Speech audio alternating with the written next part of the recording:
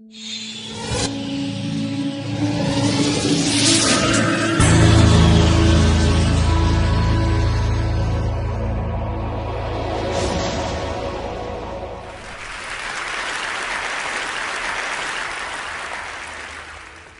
afternoon. There's a medical revolution happening all around us, and it's one that's going to help us conquer some of society's most dreaded conditions, including cancer. And the revolution is called angiogenesis, and it's based on the process that our bodies use to grow blood vessels. So the body has the ability to regulate the amount of blood vessels that are present at any given time. And it does this through an elaborate and elegant system of checks and balances, stimulators and inhibitors of angiogenesis, such that when we need a brief burst of blood vessels, the body can do this by releasing stimulators, proteins called angiogenic factors, that act as natural fertilizer and stimulate new blood vessels to sprout. And when those excess vessels are no longer needed, the body prunes them back to baseline using naturally occurring inhibitors of angiogenesis. Now, there are other situations where we start beneath the baseline and we need to grow more blood vessels just to get back to normal levels, for example, after an injury. And the body can do that too, but only to that normal level, that set point. But what we now know is that for a number of diseases, there are defects in the system where the body can't prune back extra blood vessels or can't grow enough new ones in the right place at the right time. And in these situations, angiogenesis is out of balance. And when angiogenesis is out of balance, a myriad of diseases result.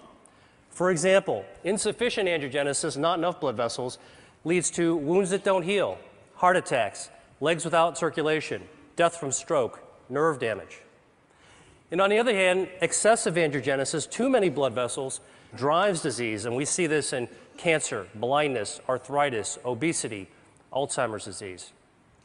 In total, there are more than 70 major diseases affecting more than 1 billion people worldwide that all look on the surface to be different from one another, but all actually share abnormal angiogenesis as their common denominator.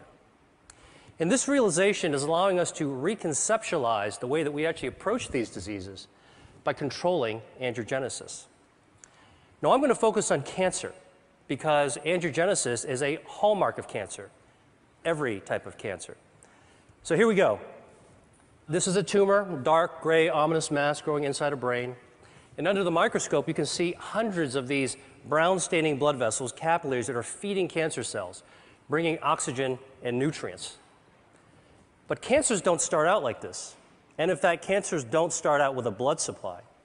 They start out as small, microscopic nests of cells that can only grow to 1/2 a cubic millimeter in size. That's the tip of a ballpoint pen.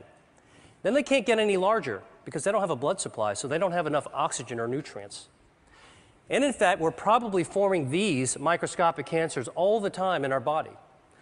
Yet without a blood supply, most of these cancers will never become dangerous. In fact, if you actually block angiogenesis and prevent blood vessels from ever reaching cancer cells, tumors simply can't grow up. But once angiogenesis occurs, cancers can grow exponentially.